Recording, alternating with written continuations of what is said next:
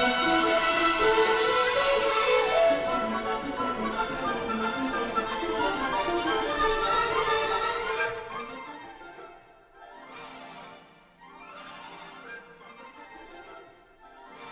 mostra si intitola Il libro scolastico, dal testo unico di Stato al testo libero,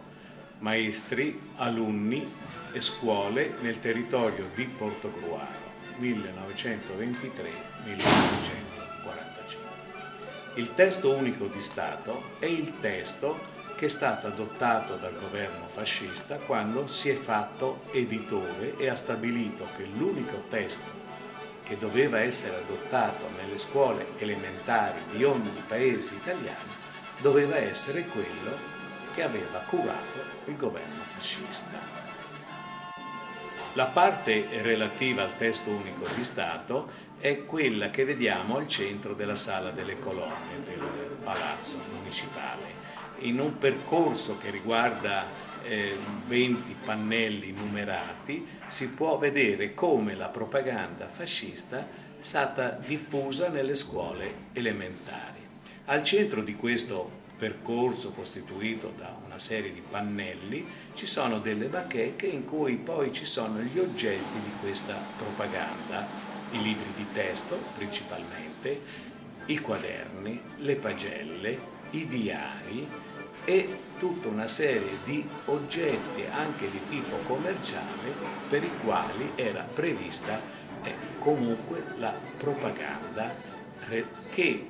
trovava un maggiore effetto nel momento che era rivolta agli alunni delle scuole elementari, dagli alunni ai genitori, quindi al mondo degli adulti.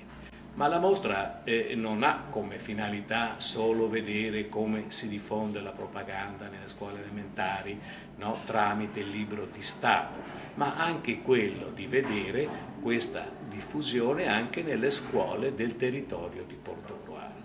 Per cui, seguendo il percorso perimetrale, attraverso delle tabelle numerate da 1 a 10, ci sono delle sezioni che toccano il territorio di Portogruaro,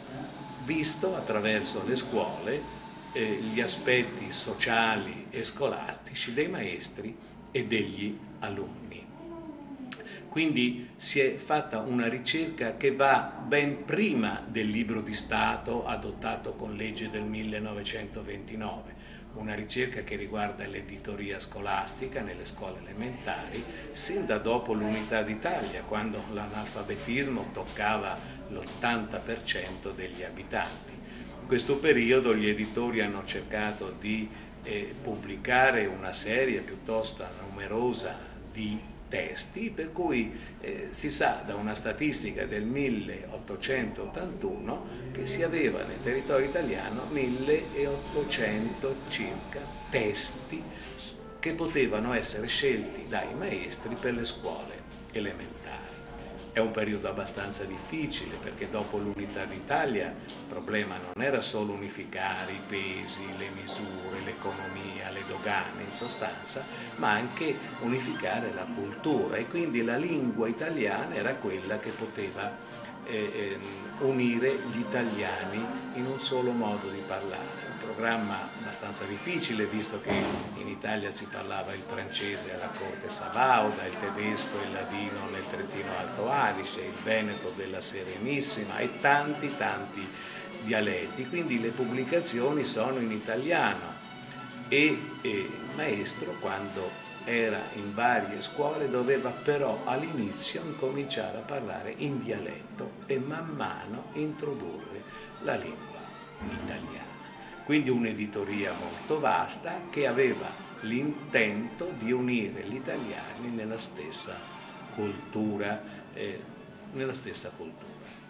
Quindi il percorso prosegue mettendo in evidenza quali erano gli edifici durante l'Ottocento, ma soprattutto nel periodo fascista, quando da un lato c'è la propaganda, dall'altro si vedono come erano le scuole, come erano gli aspetti sociali ed economici delle famiglie, dei maestri e degli alunni che vivevano spesso in condizioni in realtà miserevoli.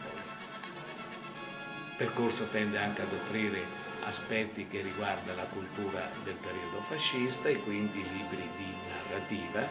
e anche un momento particolare che è la celebrazione della giornata del risparmio che veniva effettuata il 31 di ottobre e questa giornata del risparmio poi doveva essere attuata attraverso il lavoro degli insegnanti e quindi nella scuola. La mostra si conclude con il dopoguerra, il libro di Stato non viene più adottato, finalmente si può scegliere il libro, no, desiderato nelle scuole elementari. Ma non solo si può scegliere il libro, si può scegliere la tessera, si può scegliere il giornale da leggere, è quindi un'Italia diversa, un'Italia nuova. Abbastanza interessante, anzi direi assolutamente da dover leggere, sono dei temi che sono stati scritti nel 1945, alla fine della guerra, per ottenere la licenza elementare. Non sono temi di bambini, sono temi di adulti che hanno fatto la guerra, ritornano, hanno bisogno di avere la licenza elementare e quindi si devono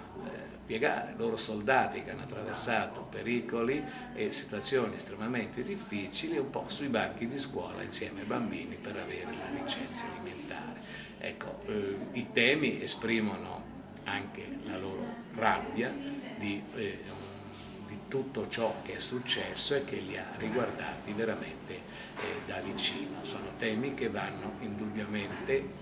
letti. E qui in questa sezione, quella del dopoguerra, si conclude la mostra sul testo unico di Stato e i libri che prima lo hanno preceduto e seguito con una particolare attenzione al mondo della scuola nel territorio di Portogruaro.